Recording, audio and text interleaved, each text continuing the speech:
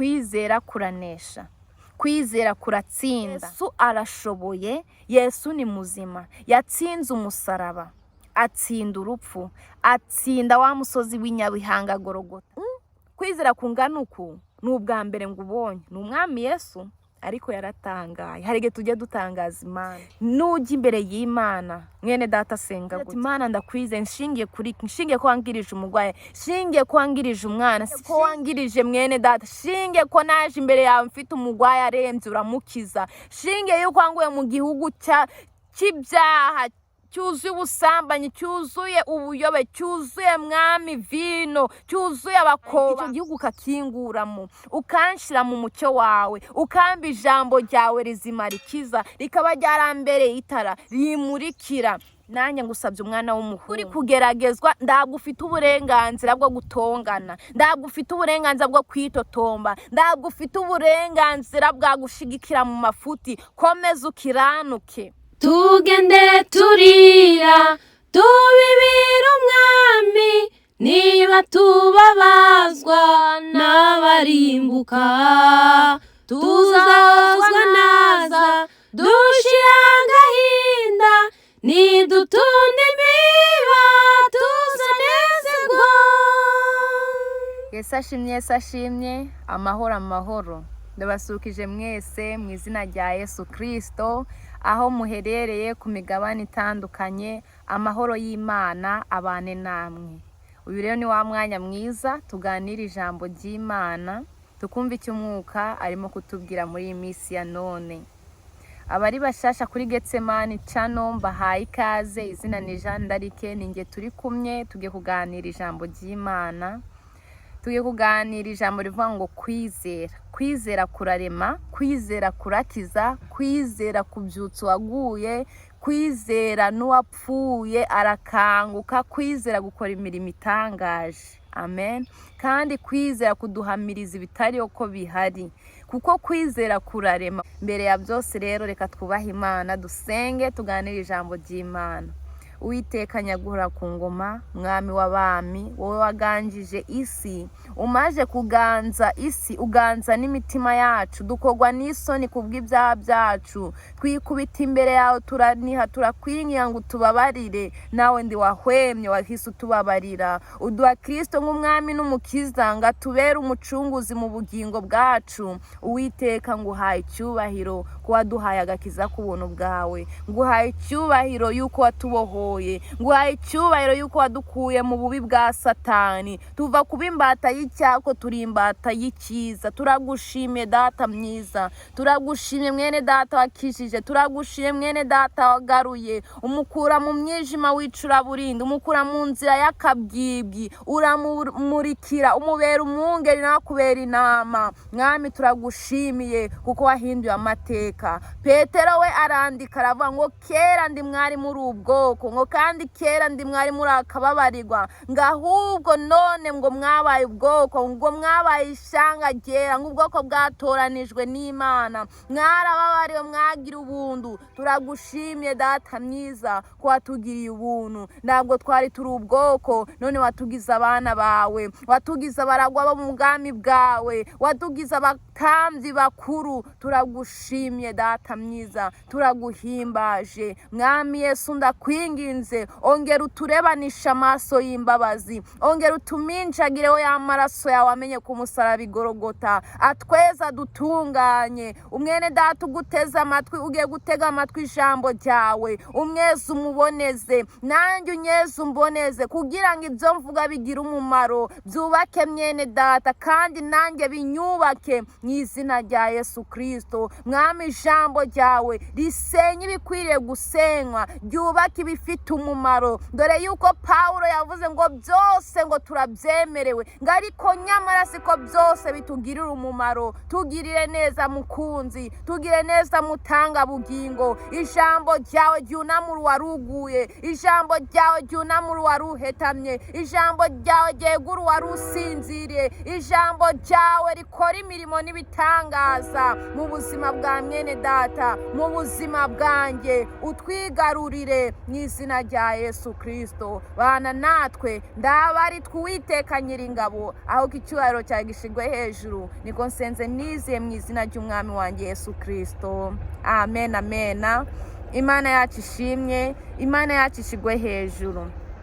Tugiye kuganira ijambo rivuga kwizera, nk'uko nabivuze. Kwizera kurarema, kwizera gushiraho ibidahari, kwizera gukiza umugwayi, uwari usinzira agakanguka, uwari uri mu mwijima kuko wamwizereye akamurikirwa, Yesu akamumurikira agakizwa. Imana yacu ishimye. Niba wari ubuze ibyiringiro, ijambo ry'Imana rikuganze kandi ndetse rikurememo umutima w'ibyo uzabona hanyuma. Haleluya. Reka dufatanye umuririmbyi wa 15 muri kantike. Umuririmbyi wa 15 mu gakiza aravanga amasezerano yose. Haleluya, haleluya. Amasezerano yose Imana iduha yajya yakomezwa n'amaraso ya Yesu. Amaraso ya Yesu ni kashi, ivuga ngo ibyo Imana ivuze izabikora. Haleluya. Reka turime mu izina rya Yesu. Amasezerano yose uko Imana yatanga yakomejwe n'amaraso y'umwami wacu Yesu. Isi ntibizavaho, ijuru rikavaho, uwizera azabona ayo masezerano. Nshuti yanjye ujya uko nk'Aburahamu ubura amaso yawe, bari inyenyeri wizere amasezerano ye. Ngisi ntibizavaho, ijuru rikavaho, uwizera azabona ayo masezerano. Mu mwijima wo mu nzira twizera Imana yacu, hasigaye umwanya muto izuba rikarasa. Isi ntibizavaho, ijuru rikavaho, uwizera azabona ayo masezerano. Nubwo turuswa n'abantu twizera Imana yacu Yesu. Yesu ni uzadufasha mu bitugeragezayo. Isi ntibizavaho, ijuru rikavaho, uwizera azabona ayo masezerano.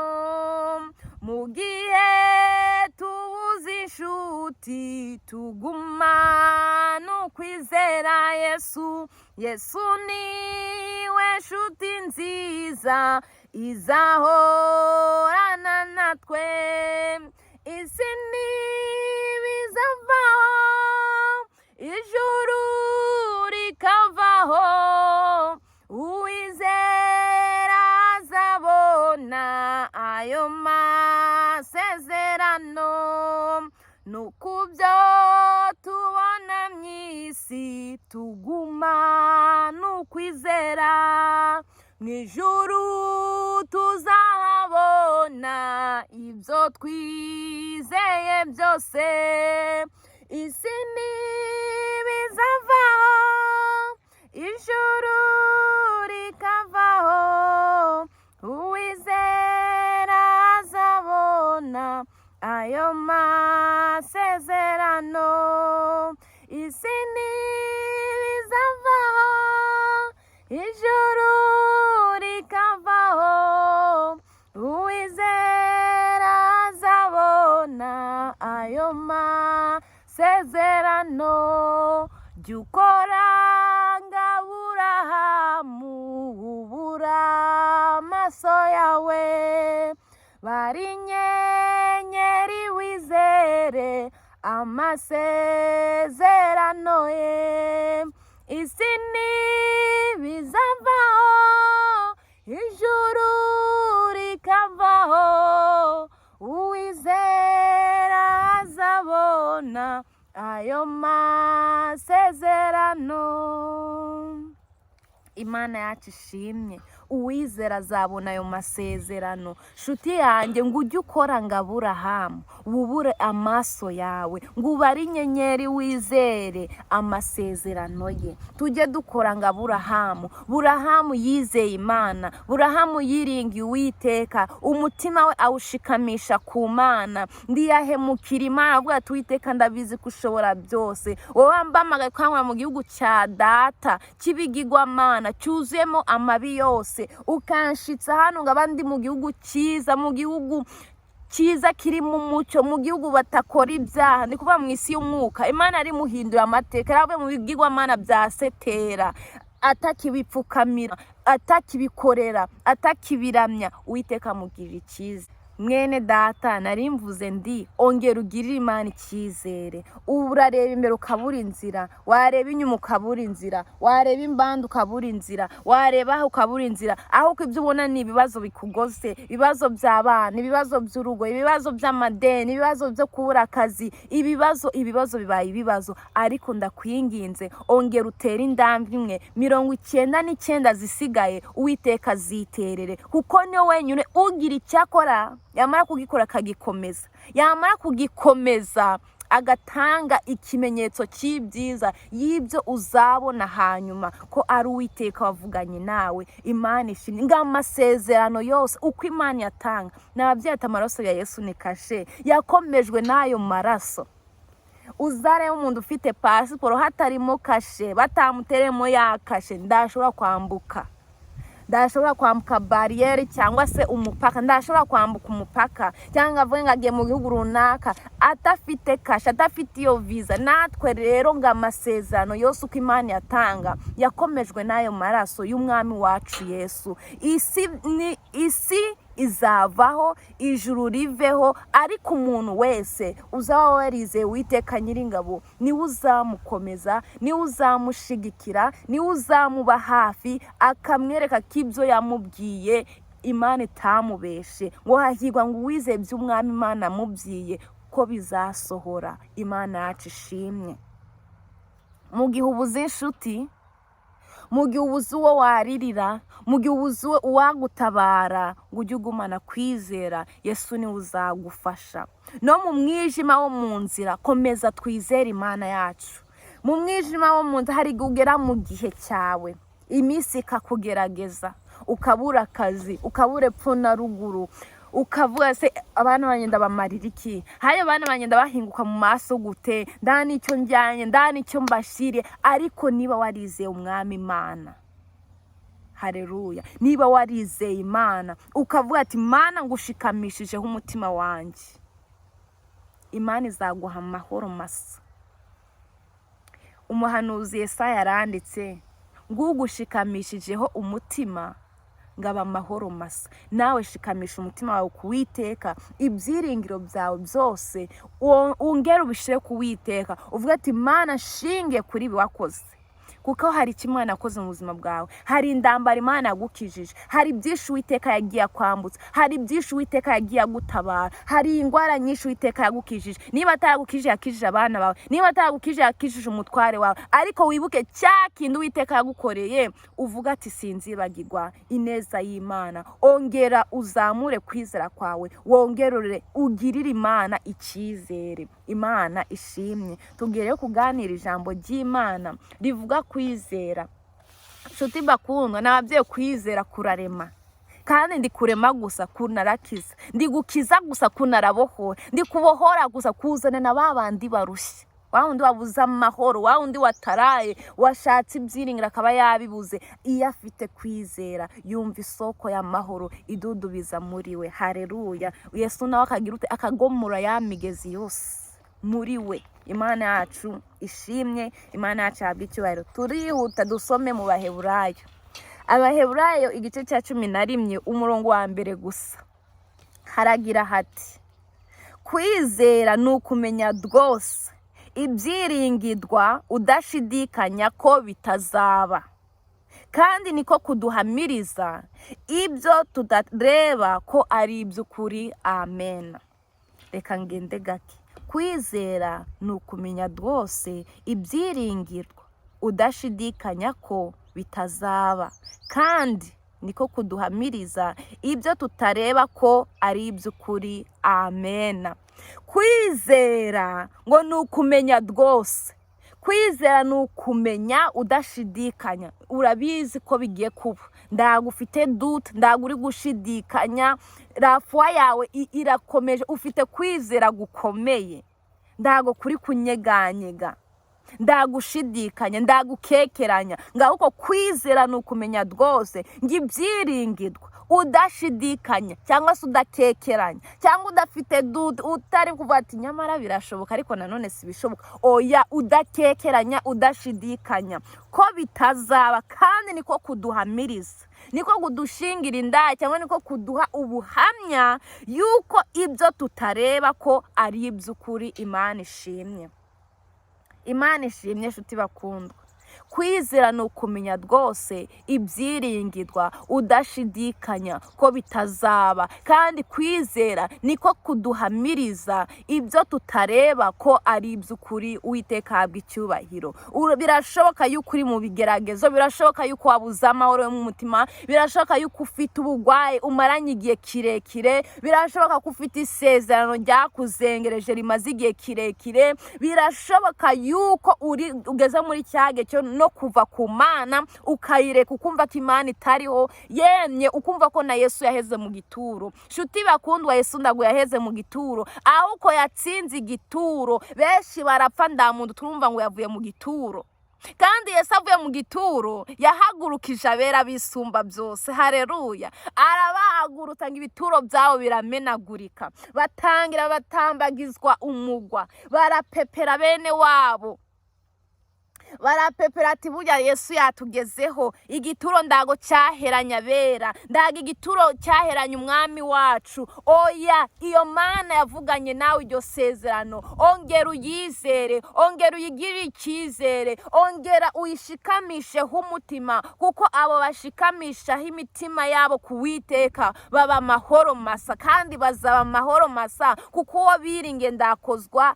isoni, kandi nda nubwo azakoza isoni abantu be. Ngo uwiringi Uwiteka ngakamugira icyizere, akamushikamishaho umutima we, azaba amahoro masa. Uwiringi Uwiteka ntabwo azakorwa n'isoni. Uwiringi Uwiteka ntabwo azikorera amaboko ngati biracitse. Oya, ahubwo azabwa ati Mana ninjye wa wundi. Haleluya. Hana yiringira Uwiteka, Hana ashikamisha umutima wo kuwiteka. Hana aravuga ati Mana nazaga ishiro burya ari bya bindi, none uyu munsi ndagusanze, ngewe ngahana nongeye kukugirira icyizere, ngewe ngahana w'ingumba nongeye kukugirira icyizere. Mwene data shuti mukundwa, wowe mugabo ukundwa n'Imana, wowe mubyeyi ukundwa n'Imana, wowe musore nawe umukobwa mukundwa n'Imana, mwongera mugira Uwiteka icyizere. Uwiteka arabarengera.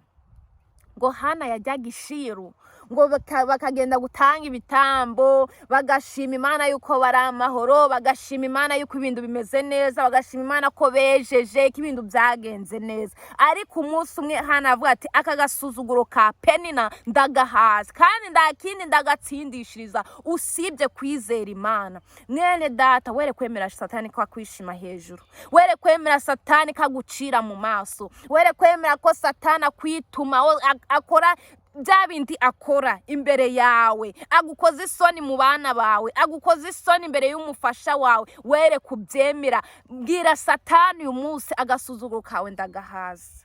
Na Hana yahaza agasuzuguro ka Penina. Penina akamubwira ati dore mbyaye abahungu n'abakobwa, none wowe biti?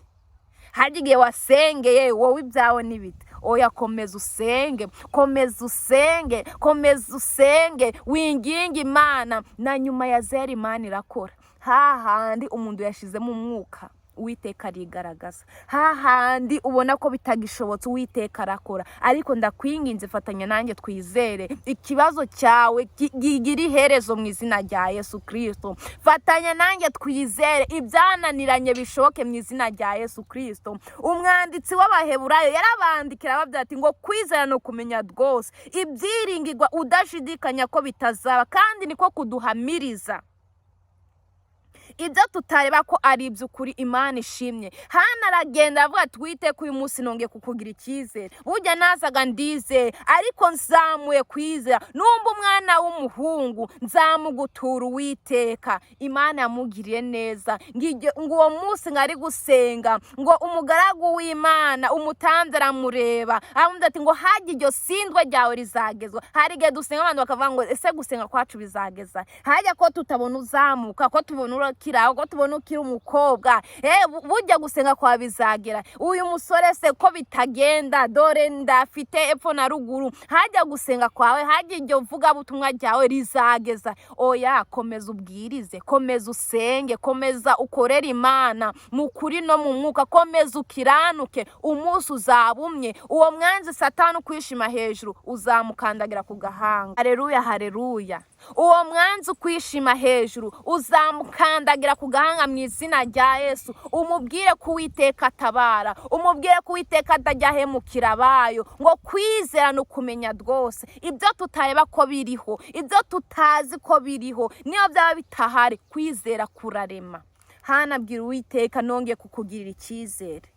Nshinge yuko wagire neza sogokuruza Abrahamu ukamuha umwana w'umuhungu Isaka, nanjye ngusabye umwana w'umuhungu, kandi njye n'umwumva nzamugutura. Icyo gihe Eli aramubwira ati, ubwo yamubwira ati ngo haya ngo isindwe ryawe ngo rizakugeza he. Hana musubiza muri discipline. Imana iguha ikinyabupfura mwene data. Nubwo uri kugeragezwa, ndabwo ufite uburenganzira bwo gutongana, ndabwo ufite uburenganzira bwo kwitotomba, ndabwo ufite uburenganzira bwa gushigikira mu mafuti. Komeza ukiranuke, komeza ukiranuke mubyeyi. Abana bawe ni abanyamahirwe. Komeza ukiranuke papa, komeza ukiranuke mukobwa nawe musore. Murahirwa kuko mwamenye umwami utabara abayo mu gihe cyashizweho nayo. Imana ibagirire neza, Imana iturengere. Hana musubiza yitonze nk'umukozi w'Imana, nk'umuntu wuzuye umwuka wera. Abantu muri iki gihe tuba turaba Kristo ariko ndambuto turi kwera. Hana yeze imbuto mu gihe kidakwiriye. Yari afite kumusubiza kabati nganga umukozi w'Imana niwe wari ukungiye kumbwira uko, aho utansenge niwe wari ukwiye kumbwira uko. Ariko Hana musubiza mu kinyabupfura cyinshi. Imana yacu ishimwe. Aramubwira ati oya, umuja wawe sinasinze. Haleluya. Na Eli yuzura uwo mwuka w'Imana. Aramubwira ati ngo umwami aguhice umutima wawe ushaka. Haleluya, haleluya. Mwene data, ongera uzamure kwizera, ongera uzamure kwizera. Birashoboka kutagira umugisha wo gusama, birashoboka kutagira umugisha w'urubyaro, cyangwa se ukawugirwa byagira hagati bikaba stop. Ariko ongera wizere. Na Hana ndabwo yari afite uwo mugisha, ariko yavuze ati Uwiteka nongeye kukugira icyizere, nonge ndagarutse mu maso yawe, ongera undabare. Reba Sara yaracuze adafite n'ibyiringiro, mbese n'ibimenyetso byemera umubyeyi gusama agatwita akabyara bitakihari. Reka tuhasome nanone mu Baheburayo 11 umurongo wa 11. Haravuga ngo kwizera niko kwatumye na Sara abashishwa gusama inda nubwo yari acuze, kuko yategereje ko iyasezeranije ariyo kwizerwa. Amena. Iyamusezeranije niyo kwizerwa, niyo kwiringirwa. Ni Imana ishobora byose, ni Imana ivuga bikaba, yategeka bigakomera. Kubera ikucogoye nshuti, were gucogora, were gucogora. Ngiyamusezeranije niyo kwizerwa. Ngo kwizera niko kwatumye na Sara abashishwa gusama. Ibimenyetso byamwemeraga gusama byari byarabuze, byari bitakiriho, atakijya mu mihango, atakikora ibyo ibimenyetso mbese bimwemera kuba yasama bitagihari. Ariko ngo kwizera niko kwamubashishije arasama. Kwizera niko kwatumye Enoke ajya mu ijuru adapfuye. Kwizera niko kwatumye ingiki z'Iyeriko zirindimuka, icyubahiro kibi cy'Uwiteka. Nawe kwizera, nugira kwizera, icyago cyufite kirakira mu izina rya Yesu. Haleluya, haleluya. Icyago cyufite kirakira mu izina rya Yesu. Kwizera niko kwatumye Isaka ahesha Yakobo na Esawu imigisha y'ibizaba n'ibitazaba yari afite no kubibahesha. Abahesha umugisha. Imana ishimye kandi Imana ihabwa icyubahiro. Mwene data, zamura kwizera, zamura kwizera kurarema, kurema ibidahari bikaremeka. Nibyo uzi ko bihari ukabona ndabushobozi, ukabona ndanzira. Kwizera guca inzira aho zitari, kwiyeza guhesha visa, kwizera guhesha amahoro, kwizera gutanga ibyiringiro by'ibizaba hanyuma. Haleluya. Kwizera kurema ibyo tubona ko biriho n'ibitari ukabirema. Ushaka kuba waravuke mu muryango utishoboye, utabona ndanu wagutabara, ariko kuko ufite kwizera, Imana igakoresha umuntu utazi, umugisha wawe ukagira ute ukawubona. Zamura kwizera ukuri umugisha wawe uva ku Mana, kuko umugisha uva ku Mana ndangurikiza ugira. Umugisha uva ku Mana ni umugisha ufite amahoro yose, ni umugisha mwiza yemye utabashikwa no kurogoywa. Nta muntu ubasha kurogoya imigambi y'Imana. N'uwo mugisha Imana yawuguhaye ndawawurogoya. Imana yacu ishimye. Muri Luka hari inkuru yanejeje. Umusirikare yizera Yesu bitewe no kumva, kandi kwizera kuzana no kumva. Niba uri kumva ijambo ry'Imana ukarangiza iki cyigisho udafite kwizera, Imana igufashe. Ukirangiza ufite kwizera, ukirangiza uhagaze mu kwizera, kuko kwizera kuzanwa no kumva. Iyo wumvise urizera bitewe n'ibyo wumvise. Iyi nkuru ya Hana uyisomye ukitonda muri Samweli wa mbere, ukayisoma witonze, wabona Hana yarafite kwizera. Yajyaga ishiro, ariko umunsi wabaye aravuga ati Uwiteka, uyu munsi nongeye ndakwizeye, uyu munsi nongeye kukugira icyizere, uyu munsi nongeye kuguhanga amaso, nongeye kumenya kuri Imana ishobora byose. Hari n'igihe umuntu ajya n'imbere y'Imana akabura n'imirimo yabwira Imana. Reba bya bindi yagukoreye, bya bindi mama wawe yananiwe, bya bindi papa wawe yananiwe, nawe reba mubyeyi bya bindi abana batagukoreye. Reba ibyo umutwara atagukoreye, mutware reba ibyo umufasha atagukorera, ibyo so atagukorera ababyeyi bawe batagukoreye. Ujya imbere y'Imana uvuga ati Uwiteka, shingiye kuri iki na kino na kino ndakwizeye, niki nacyo uragikora. Wirangiza wizere, witurize ati Uwiteka ndakwizeye, ibyanjye ndabirangije, igikurikije ni icyaha cyo gukora. Hana yaragiye agiwe ng'iryo joro yagihiza girute asama inda y'umwana w'umuhungu. Nawe senga, nurangiza gusenga usheho kwizera, nurangiza ugende mu rugo witurize. Uwiteka yikorere, afite ibyarakora mu madosi yawe, afite ibyarakora mu kwiga kwawe, afite ibyarakora mu bana wawe, afite ibyarakora. Wowe senga, nurangiza kusenga wongere wizere, wongere uyigire icyizere. Imana itugirire neza. Inguru hano muri Luka igice cya 7 ndawundi wisome. Ariko Yesu yakijije umugaragu w'umutware w'abasirikare.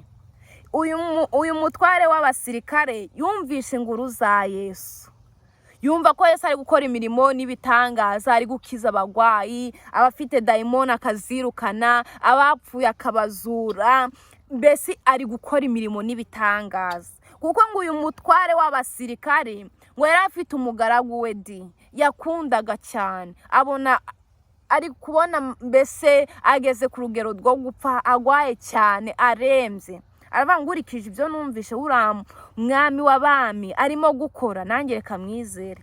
Ngo ahera ko amutumaho abasirikari be, aramubwira ati ngo nimugende mumumbamagarire, mumumwe aze angirize umugwayi, kuko n'umugaragu yakundaga. Ngo none ngo Yesu ngakizana nabo basirikare yamutumyeho, ngo yumvishe ngo mbese bageze ngo hafi y'inzu ye, ngavuga ati yongera atumaho abandi aramuvuga ati mugende mumubwire ndanubwo bikwire yuko azi wanje ngahuko nategeke. Haleluya. Reka dusome iryo jambo yamuvuze ati ategeke. Na Yesu ubwe yaratanga aravuga ati ngo nubwa mbere ngabonye kwiza no mu Bisiraheli ndago yabonye uko kwizera, kandi Abisiraheli bararishanga Uwiteka yatoranije, ariko uko kwiza ndiyigeza kubona. Reka dusome ubutumwa bwiza uko bwanditswe na REKA igice cya 7 umurongo wa 7 tugeze kwa 8. Haravuga ngo nicyo gituma ndekereza ko bidakwiriye ndetse ko nza aho uri ubwanjye, ahubwo tegeka umugaragu wanjye arakira. Aha niho nari nshaka gusa ku murongo wa 7 gusa.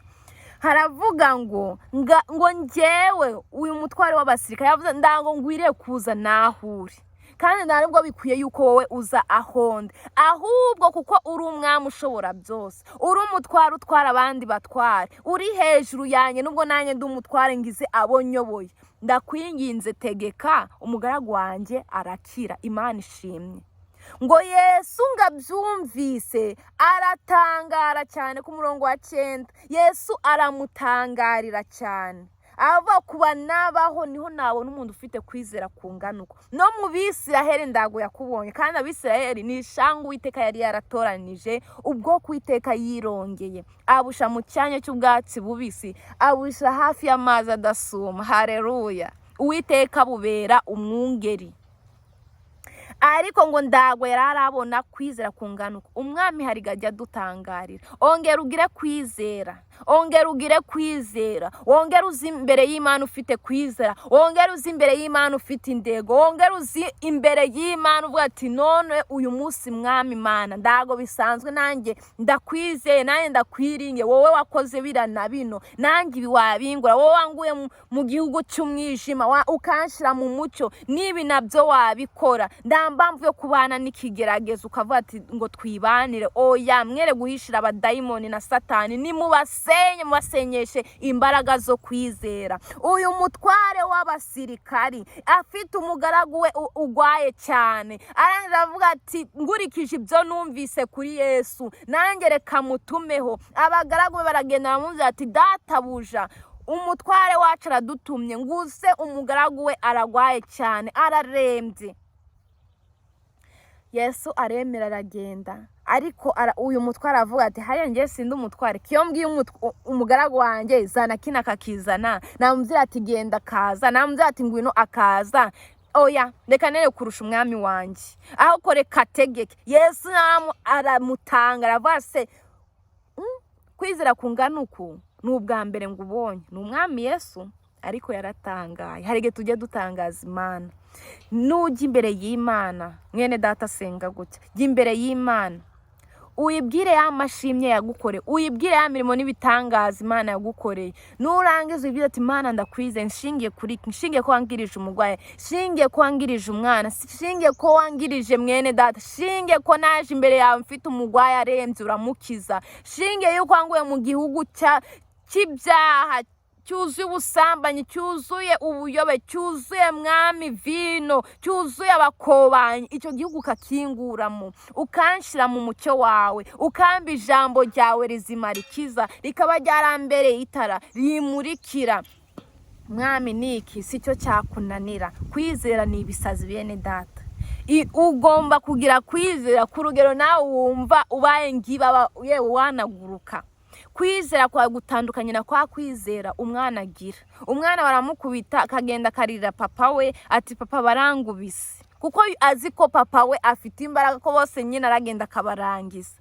Uko kwizera ndaga ariko ngusabye, ndi kugusaba kwizera kwa kundi kurema. Kwizera kwa reka gutandukane kwizera kwa abadayimoni. Abadayimoni bizera yuko Imana iriho, n'umupaganizera ko Imana iriho, ariko uko siko kwizera abaheburayo batubwiye ngo tugire kwa kwiza kuyu mutware w'abasirikari yagize. Aravuga ati mwami Yesu were kwirirwa wirushye, nanjye singwire kuza huri, ahubwo tegeka.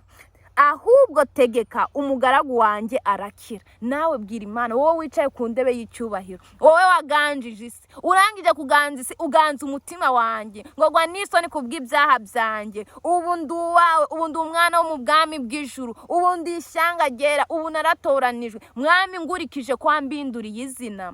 Ubu ngaba ndakitwa wa musinzi, ngaba ndakitwa wa musambanyi, ngaba ndakitwa ya mazina y'abisi batwita iyo turi mu byaha. Ubu ngaba nsigaye ndi umwana w'Imana. Wowe wahinduye izina ryanjye, ukangura mu busambanyi, ukangura mu cyaha iki n'iki, ukangura muri iyi nzira, ukanyita umwana wawe, ndabikwiriye. Mwami, niki wakingura? Kuko ndi umwana wawe.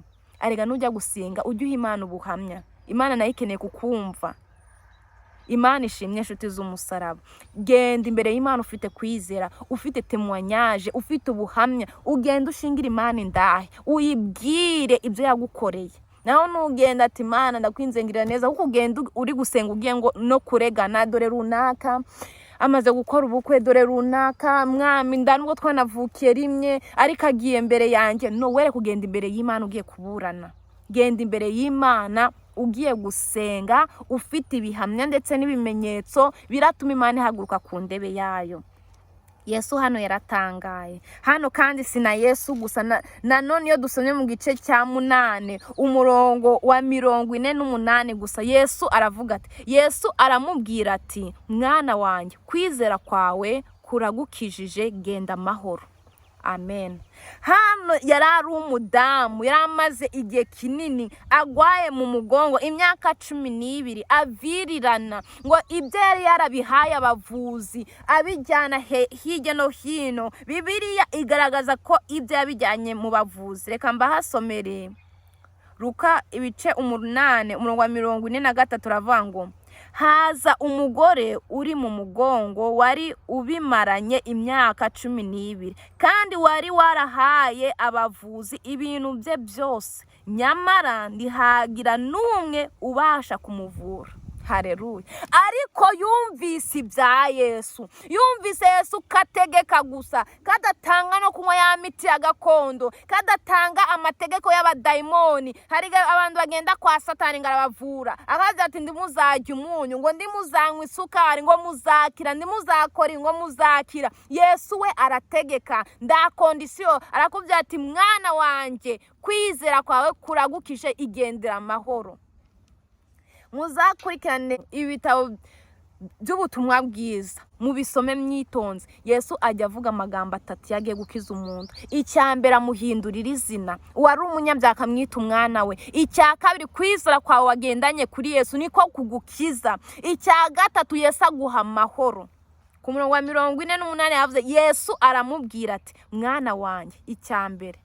Icya kabiri, kwizera kwawe kuragukijije. Gatatu, genda amahoro. Iyo dufite kwizera tunarahindurirwa, amazina yagahindura. Umuntu niba yarari igisambo cya kabuhariwe, igisambo gwimbi, Yesu akamwita umwana we.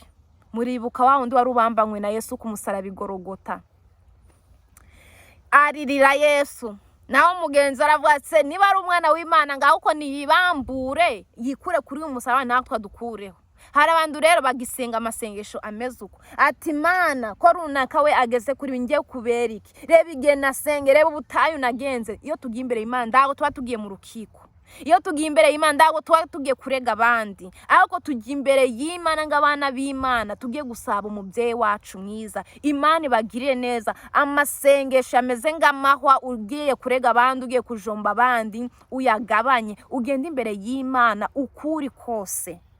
Ujya imbere y'Imana ukuri kose, ukuhagaze kose, ubwira Imana utayihishe, ubwira Imana utayijyaje, uyibwirishe ukuri kose, Imana ikugirire neza. Uyibwira ati, Yesu ndaje, ndacyo nzanye mu ndoki, dore nuzuye ububi bwose, ndi umunyabyaha, nagende mu nzira zitagushimishije. Nubwo uri umukozi w'Imana, uvuga ivuga butumwa, ukuzurana Mwuka Wera, hari igihe uteshuka ukabivamo, ugasanga ugiriye n'Imana icyizere. Uyibwira ati, Mana naraguhemutse, nataye ibyo kwizera, singi kwizera uko bikwiye, singi kora ibyo nayanguye gukora uko bikwiye. Uce bugufi imbere y'Imana, Imana iguhindurira izina. Nimara kuguhindurira izina, kwa kwizera kwawe kuragukiza. Nugenda nyine ufite kwizera guki, urakira biki. ntugende ufite kwizera guhagije rwose, nawe ibyo wifuza ku mwami Imana arabigukorera kandi uraba amahoro masa. Imana ishimye. Kwizera kurakiza bashuti bakundwa, kwizera kurahindura, kwizera gukora ibyananiranye, ibyo umuganga adashoboye, kwizera kuranesha. Haleluya. Kwizera kuranesha, kwizera kuratsinda.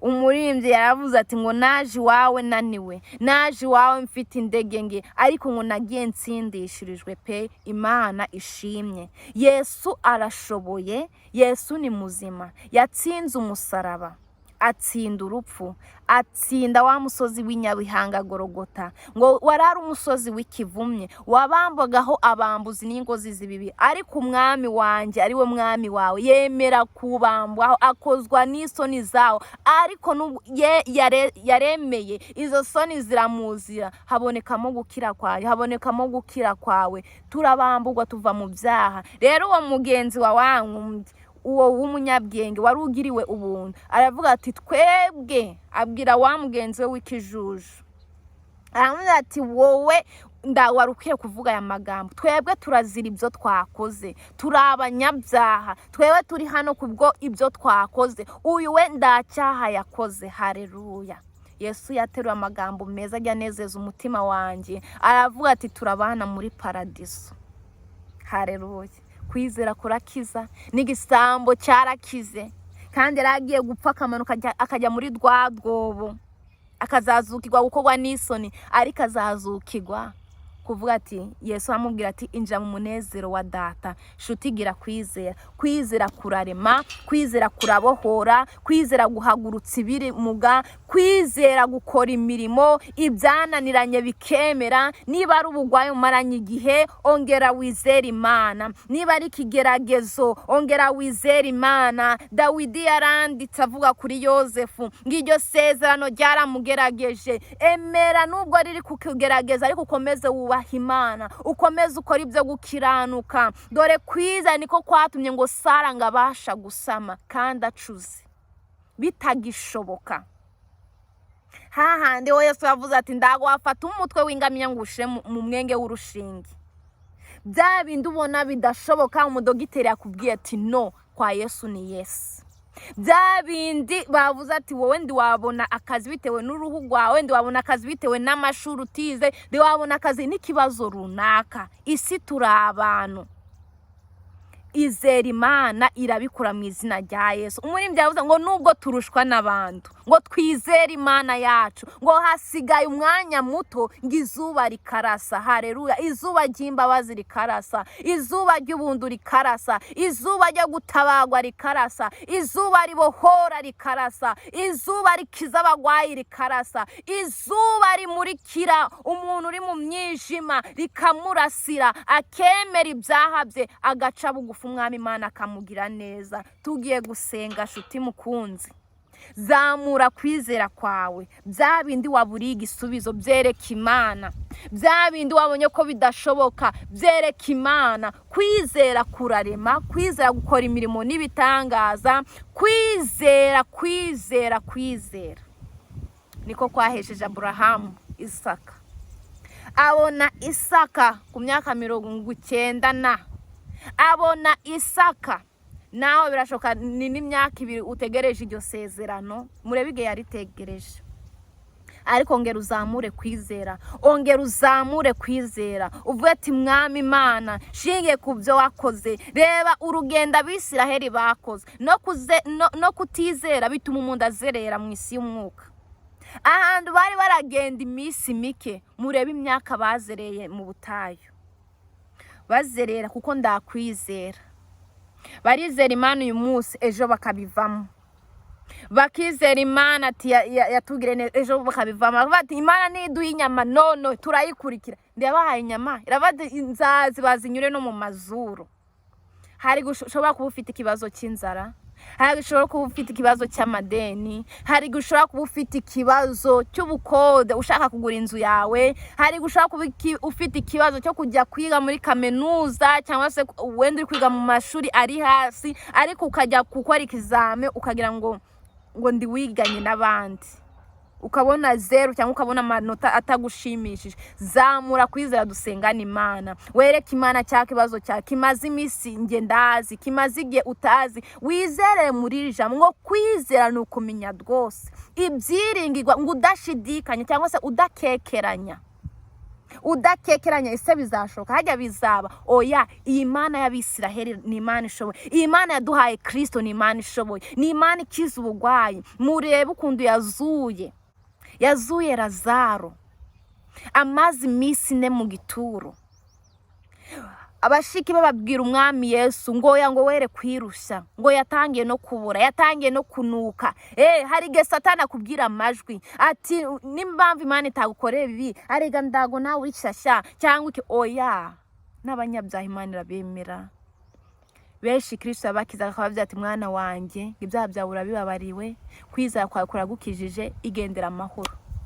Nayo magambo Yesu yakundaga kuvuga, mwana wanjye kwizera kwawe kuragukijije, kwizera kwawe kuragukijije, kandi ibyaha byawe urabibabariwe, igendera amahoro. Birashaka kwabuza amahoro. Hari abantu babura n'ibitotsi ndibajyana, ariko fatanya nanjye muri umwanya wo tugiye gusenga, wizera Imana. Reka twubahe Imana dusenge. Mana nziza, Mana ishobora byose, ndagushimye kubw'ijambo ryawe ryiza, ndagushimye kubw'uyu mwanya uduhaye. Mwami, hari abasubiye inyuma, hari abatakugira icyizere, hari abakugira icyizere gike, ariko turakwinginze Mwami, ongera uturebanisha amaso y'imbabazi, ongera utubabarire. Hari aho twashidikanyije ati bino ndi byashoboka, ati bino byashoboka, ariko hari ge nanone bitashoboka. Turakwinginze imitima yacu aho tutakwizeye uko bikwiye, ongera utubabarire, ongera utweze udutunganye, ongera weze bene data abashidikanyije imbaraga zawe, abo bashidikanyije ibitangaza byawe, abo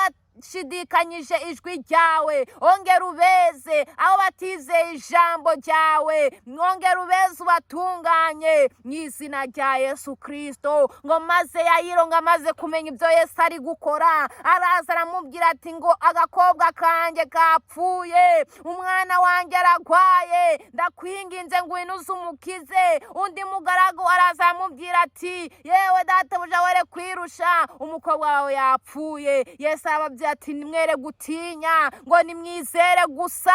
Haleluya. Mwami, reka mwene data kwizere, reka yongera kwiringire, yere gutinya, yere gukangwa n'amajwi y'abadayimoni, n'amajwi y'abana b'abantu, ngo nubwo turushwa n'abantu, ngo twizere Imana yacu, kuko hasigaye umwanya muto, izuba rikarasa, izuba ry'ibitangaza, izuba ryo gutabagwa. Ngo ni umwami Yesu yabwiye Yayiro ngo yere gutinya, ngaho uko mwizere gusa. Ageze mu nzu ye abwira umwana we ngo mukobwa haguruka. Mwami, ndakwinginze ibibabaje mwene data ubihangare mu izina rya Yesu Kristo. Wari ufite ubugwayi bwo mu nda bukire mu izina rya Yesu. Wari ufite isezerano ry'umwana amuhabwe mu izina rya Yesu.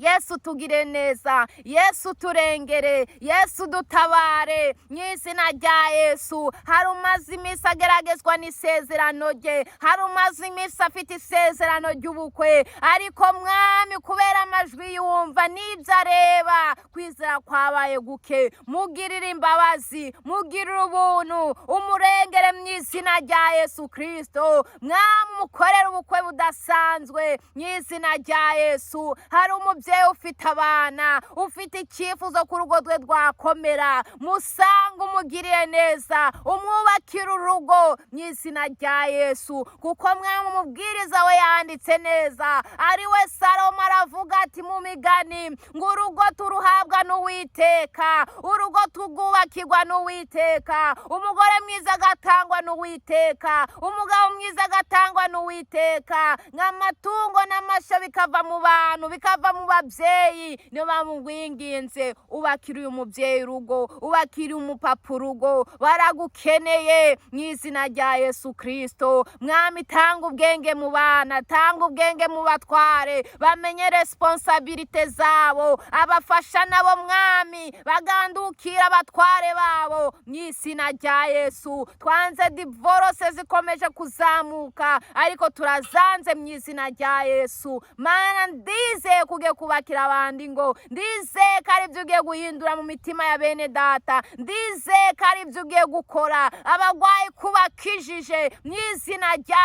Yesu, abanyeshuri kubahaye ubwenge mu izina rya Yesu. Mwami, komeza ugire neza ubwoko bwawe, komeza ubarengere, komeza ubatabare, komeza ubiteho, komeza ubashigikire. Wari ufite ikigeragezo Mwami, gikurweho mu izina rya Yesu, ikigeragezo cy'ubugwayi, ikigeragezo cy'ubumuga mu izina rya Yesu, kuribwa mu nda mu izina rya Yesu, abagwayi ruheri mu izina rya Yesu Kristo, kwishimagura mu izina rya Yesu Kristo, bikurweho mu izina rifite imbaraga, bikurweho mu izina rihembura, mu izina twakirijwemo, mu izina ryatubatuye, mu izina ryaduhembuye dupfuye. Reka Mwami, ufite umubiri wo kwishimagura, umukize mu izina rya Yesu Kristo, mu izina ribohora, bohora ubwoko bwawe. Na Namani yageze muri Yorodani ngavamo ngafite umubiri w'umwana w'uruhinja. Gira neza mwene data, bene data bakeneye ibirori bagire neza, bene data bakeneye ibyishimo bagire neza, bene data bakeneye ubwenge mu mashuri bagire neza, bari mu biruhuko n'abakomeje ubagirire neza mu izina rya Yesu Kristo. Rengera ubwoko bwawe, tabara abana bawe, bashigikire Mwami. Abifuza ko babacira inzuru zibacire mu izina rya Yesu, abifuza ko babagenda imbere ahataringaniye ukaharinganiza uharinganize mu izina rya Yesu. Abari kugenda bakabona imisozi babereye imisozi, iyo misozi uyigira amataba mu izina rya Yesu. Wubake ingo mu izina rya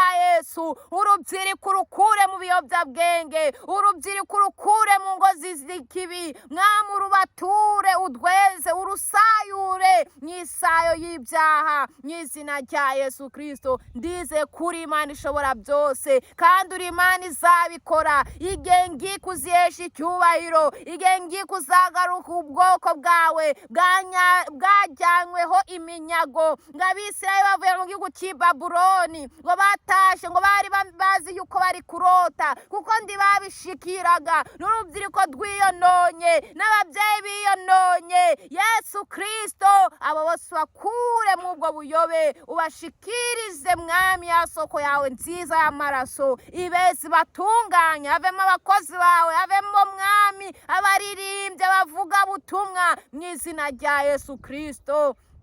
Bana n'ubwoko bwawe Mwami, indumwa 11 nibo bamamaje ubutumwa mu mahanga yose. Reka natwe Mwami ukoresha urubyiruko, ukoresha urubyiruko Data, tugukorere tuvuge gukomera kwawe, nabubatse nabo bagukorere bavuge gukomera kwawe. Ndizeye kuzabikora, niko nsenze nizeye mu izina rya Yesu Kristo w'i Nazareti. Amen, amen. Imana yacu ishimye, Imana yacu habwa icyubahiro. Wizere ko Imana ari ikikoze ku buzima bwawe. Waba ugwaye, wizere ko Imana ibikoze, ko Imana ibirangije. Imana ishobora byose. Imana yahaye Sara kubyara, nawe ibyawe yabikora. Imana yahojeje amarira ya Hana, nawe yawe yayahoza. Imana yaciye inzira mu nyanja itukura ku bwa Yosuwa ndetse no ku bwa Karebu. Nawe Imana yagucira inzira aho utareba kandi nawe udatekereza, ngo kwizera no kumenya rwose. Haleluya. Udashidikanya ko ibyo wizeye bitazaba, ahubwo ukumva ko bizaba, kuko ari Imana ishobora byose. Yobu we yaravuze ngo Uwiteka ndakibasha kurogoya imigambi yawe. Rero mwizere Imana kandi muyiringe, Imana ishoboye byose. Imana yabagirira neza. Shalom, shalom.